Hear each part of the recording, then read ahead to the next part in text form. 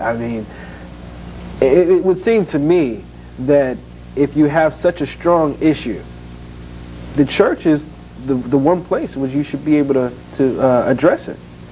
Well, I believe that it's because of where, I mean, for people of color, the religion or church is the most influential entity in our society. And I think it comes back to the fact of, for Hispanic and Afro-Caribbean and African-American people, because of slavery and the deep-seated masculinity and those type of issues, that we have not been able to overcome that.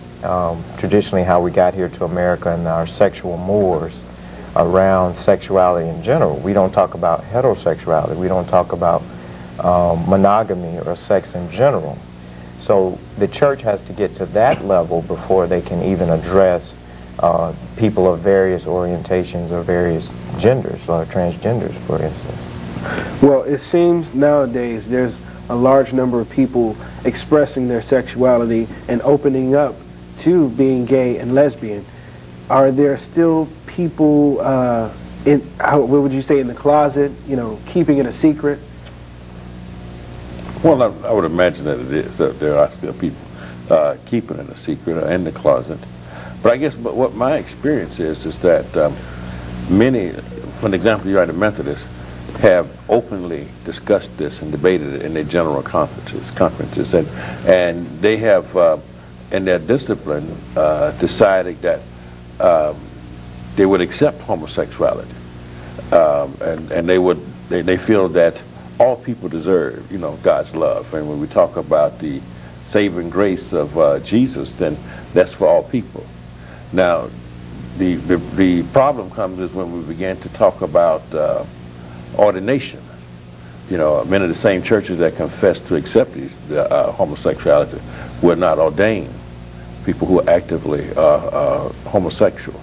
So it does cause some people to stay in the closet if they want to be ordained.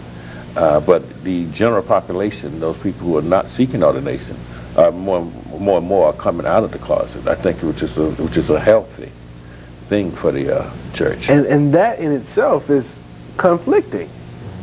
I mean, you can accept a homosexual, but you can't ordain an openly homosexual. Well, I think for some churches, the Anglican or Episcopal Church, which I'm a member, has said that they do ordain openly gay clergy.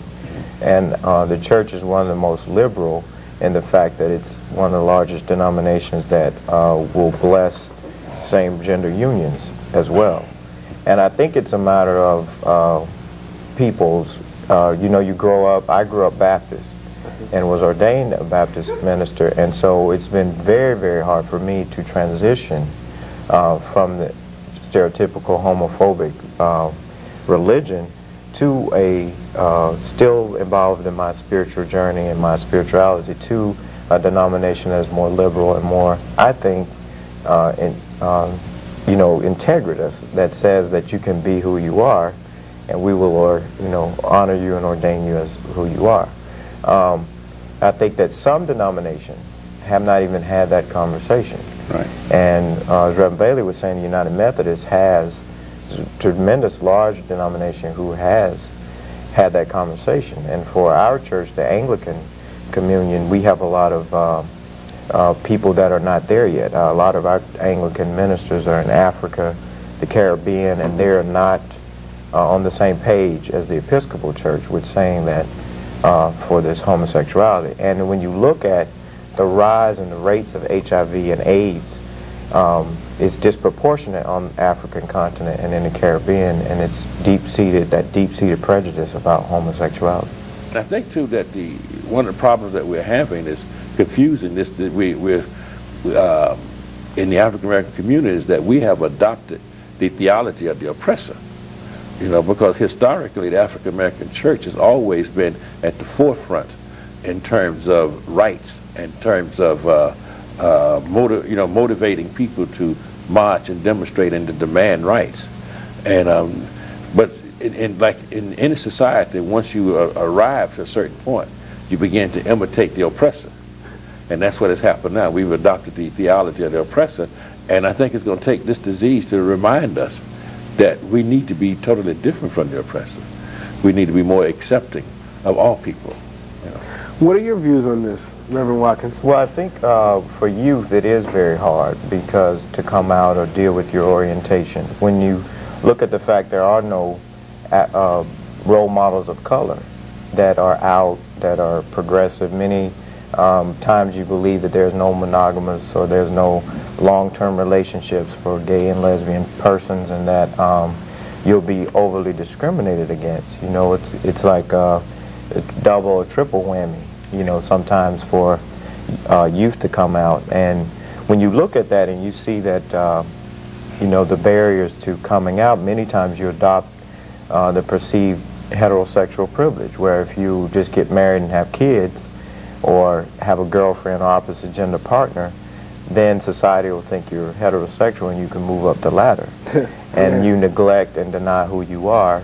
And a lot of times it promotes unsafe behavior where it's so internalized homophobia. You go to the parks or you go to different venues on the down low and hook up, and you'll do it unprotectedly because you don't think you're supposed to be doing this anyway. And then you end up coming back and infecting with an STD or HIV, and many times you just don't talk about it. And then it promotes that denial, the fear, the shame, and those are the enemies that is perpetuating HIV and AIDS for communities. What do you think, Leo? I think most youth, it's easy for them to come out now in these days. They make the choice whether they want to come out and not have to conflict with their family and the ideas that their family has installed in them, or they come out and enjoy life for what it's worth, because they have a lot of support. We have a lot of support now. We need more, but we do have a lot of support. And I grew up in cities where it's easy to come out, you know, New York and Miami, so it's always been really easy to come out. But I've heard in smaller towns, youth have really difficult times to come out. Now, we don't want to get into a sermon in here today. Why not? But what? But biblically, there's always questions that people for people who don't understand the Bible, they say, well, how can you be gay and still go to church? And you know, could you fill me in a little bit? Well, for me, I mean, growing up Baptist, I was always taught that the Bible condemns homosexuality, condemns dancing, condemns drinking. But then a lot of times when you ask people, well, where does it say that, they don't really know. It's more of a teaching thing, or what they were taught. For me, when I came out and being openly gay and a minister, I had to go through those perceived scriptures and do some self-exploration. And what I found out is that a lot of times people read into scripture their own cultural lenses and their own bias. Just like if you look at women, the subjugation of women, or even slavery was justified using that same book. And it's a matter of where people are coming from. If I read a text and believe it says one thing, so if I read it, it just reinforces my prejudice and condones what I want to believe. Because if you read it any other way, it's going to tell you that you're wrong, or that you might have to go back and look at things again. And nobody wants to do that. Nobody really wants to work. And you know, you might say, well, if I was wrong about this issue, then what else am I, quote unquote, wrong about? And so the history of where we've come from, many of us accept what our parents have taught us. We don't want to rock the boat. And I think, it kind of goes with the first question you asked, is that a lot of people, because of there's no role models and nobody else really out there, you know, there's very few churches in Miami-Dade that are really addressing HIV. And like Reverend Bailey said, there could be a lot more, but that nobody wants to condone homosexuality, or nobody wants to be perceived as rocking the boat. And so a lot of times they kind of just let the status quo be and, you know, and keep going. I mean, if the church is supposed to be open up for, you know, for those of us who have, and I'm not saying that the church's responsibility is to change people who choose an alternate lifestyle, you know. But I say the church should be open to them, you know, because you can't say on one side, on one hand, it's a sin, so we're gonna close the church to you, and say that the church is about, you know, working with sinners. you know, it just don't go hand in hand. Mm-hmm. So if that text is going to be used in that way, then that should be all the more reason to invite the homosexual into the church to participate, as opposed to condemning the homosexual. Leo. I prefer science over the Bible, and I just think that the Bible has been proven wrong many times, and the church needs to realize or sit back and take science into consideration and pay attention to science, because I personally believe that homosexuality is all about genetics, and if you're genetically formed to be gay, that means God made you gay. And if God made you gay, then it's perfectly fine to be gay. And the Bible many times has been proven wrong. They just need to review, you know what I'm saying? And get in, and if they were to actually open their eyes and start thinking, they would realize that they should accept homosexuality, because it is natural. And it will benefit the church in many ways, because gay people have a lot of, you know, charisma and character, and they can bring a lot of things to the church. Do you think you will be able to step to the forefront? And well, again, I think like it depends on, like Reverend Brady prefaced his statement about those 6 passages that some people believe condemn the behavior, but it depends on your perspective. Once again, like Leo was saying, it depends on if somebody's reading the text ignorant of science, then they're going to choose one text superlative to the other. I personally believe that both of them go together. Now, in a lot of different churches of different religions, HIV testing, I know this, you know, from my experience, HIV testing and condoms are still looked down on as something dirty. What process can be done to get into the church to further this education? Well, I think it goes back to looking at the taboo about sex.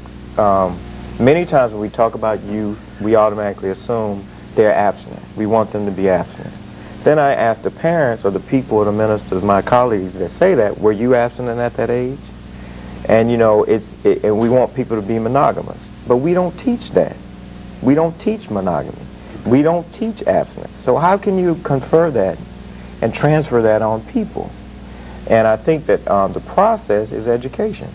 When you educate around that, there are so many that are in these congregations that are personally infected, meaning they have either infected or affected. They've lost a brother or a daughter or a mother or father, and because of the denial and that fear and that shame, they don't want to look at that issue or address it.